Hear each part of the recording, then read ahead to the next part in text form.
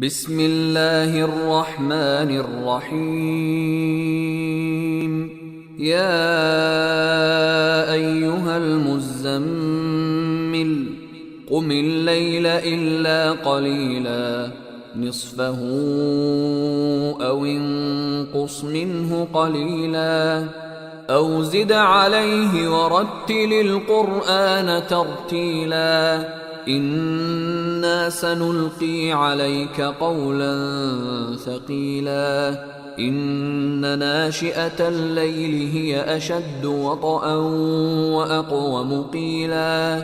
إن لك في النهار سبحا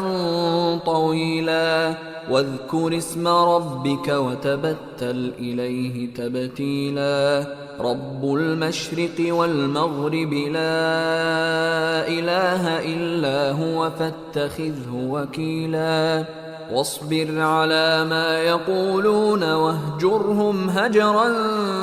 جميلا وذرني والمكذبين أولي النعمة ومهلهم قليلا إن لدينا أنكالا وجحيما وطعاما ذا غصة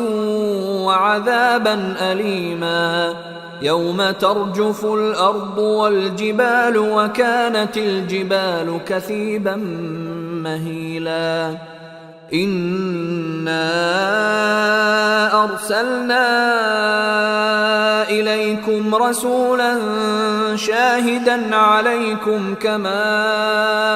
أرسلنا إلى فرعون رسولا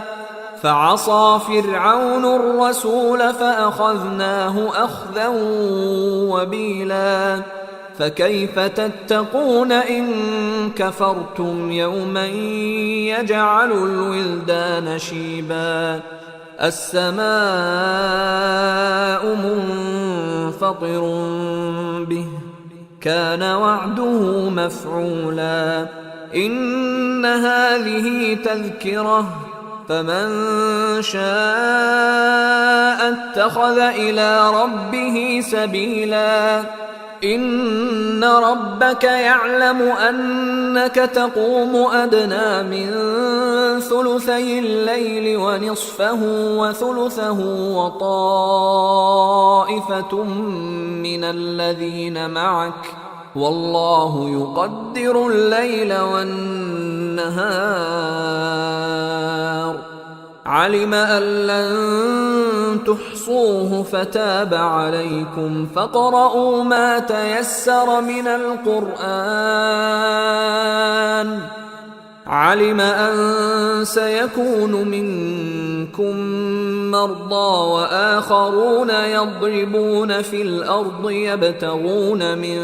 فضل الله وآخرون يقاتلون في سبيل الله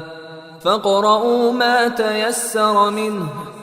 وأقيموا الصلاة وآتوا الزكاة وأقرضوا الله قرضا حسنا وما تقدموا لأنفسكم من خير تجدوه عند الله هو خيرا وأعظم أجرا واستغفروا الله إن الله غفور رحيم.